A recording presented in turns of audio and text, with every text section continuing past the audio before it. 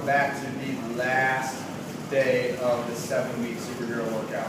So today is actually going to be our upper body pull day, followed by some lower body fast movement again. The first exercise, again, after the warm-up, which we explained in phase 1, is going to be one set and what we call, again, as many as possible pull-ups. Now, the pull-up is the palms facing away from us, and we've been working on them every single phase, and hopefully, after you guys done some of the front levers in phase 2, you're going to get even stronger on the pull. So after a good thorough warm-up, we want to do one set of as many as possible pull-ups, okay? What I want to do is, from here, again, we're talking about keeping the elbows slightly bent. I'm going to pull between my shoulder blades and my elbows down, squeeze up top for 1 second, come down nice and slow. I want to stay just shy of a complete dead hang. So I want to stay right about here where I'm pulling my elbows back a little bit. Up, squeeze between the shoulder blades. I always tell people count 3, 2, 1 on the way down. Okay? Now after I've done that, I've gone as many as possible. You advanced lifters out there, maybe you're looking between 15 and maybe 30 reps of the pull-ups. Those of you who are beginning might only get 1 to 5 reps. So judge yourself in between there. We want to get better each day. The second exercise after we do that is what we call a lateral box power. So what I'm going to do is I'm actually going to choose a box that's anywhere between 10 and 12 inches off the ground, and I'm going to get what we call laterally. So I'm going to go side to side for power. I've got 1 foot up. Again, I'm in my athletic stance, right? From here, I'm going to push into this leg into the box. Using this leg to explode up, come down to the other side, absorb my impact, and then come back over. Okay?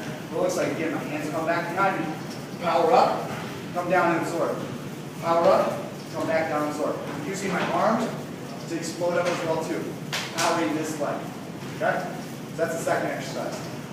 Third exercise is what we call lever row. So in our gym we have an apparatus where we actually, again, like the landmines that we explained in the first phase, we can have this bar that's actually attached into a wall. Little pulley system goes back and forth. If you don't have this, you can use a 1-arm dumbbell row, or you can use a 1-arm barbell row. So what I'm going to do from here is take my athletic stance, okay, from here, my other body right here, I'm planking, I'm pulling up and squeezing between the shoulder blade, down nice and slow. Okay, now the reason why we do one side at a time is forcing this side, like we said, kind of like a plank, we're forcing the other side of our core to get stronger.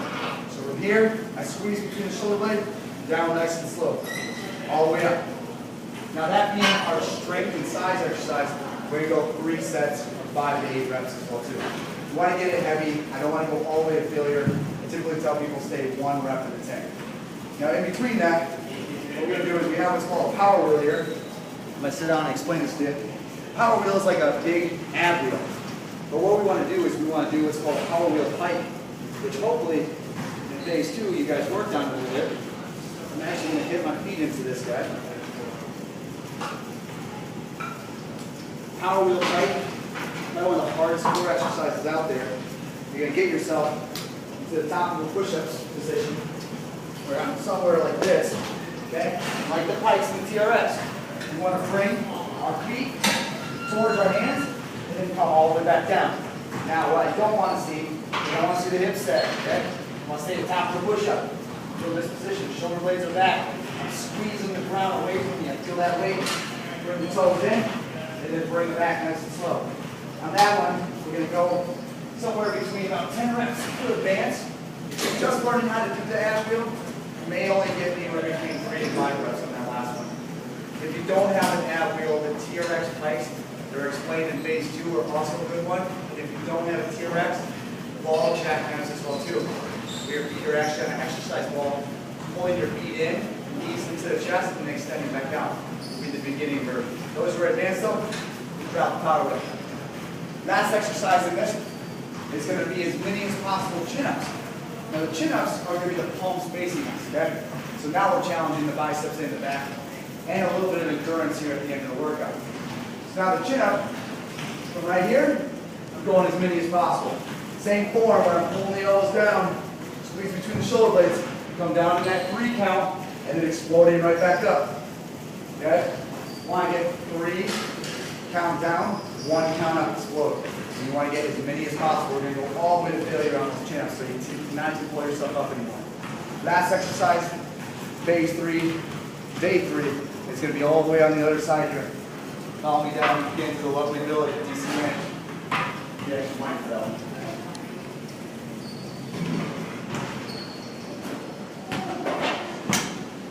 Now watch out for basketball around here.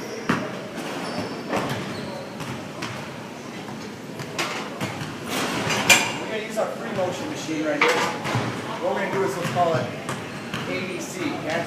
Upper back development, core development, we're moving side to side, and we move with some speed. What I'm going to do is I'm going to set the weight to be challenging, but it's got to be light enough that I can move with some speed, okay? I don't want this to be slow, I want to go fast.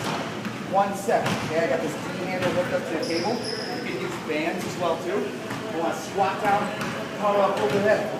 Squat down, out to the side. Twisting from my hip, light on my toes. Out to the side, okay? Upper back development, core development, hips, everything's involved. Squat down, up. Out, okay? Light on my toes and I'm doing it fast. I'm going to do 1 set there, I'm going to do it for 30 seconds. Again, we're trying to build endurance on those last few exercises of each single day. Now at the end of day 3, workout 3, we want to take day 4 to rest, recover. If you feel like you got more juice in you, go back to our sled push. Go back to our sprints. I'll write some sprints out there for you. Post it on Relentless Training Facebook. But that is going to be the end of the 7 weeks. Each day we want to try to progress, so we're going to do a total of 12 workouts in 15 days. We want to make sure that each day we progress. So we want to make sure that our rest period stays the same, which I'll post, but our weight gets a little bit heavier, all right? We try to move a little bit more weight, or we try to move a little bit more rep. So each day we're getting a little bit better. And on the chin-ups and pull-ups on day 3, we want to make sure we're getting 1 more rep out each time that we do the workout. And that's going to be the end of the 7-week superhero workout from Relentless Training. Hopefully you guys enjoyed it. I look forward to seeing your results.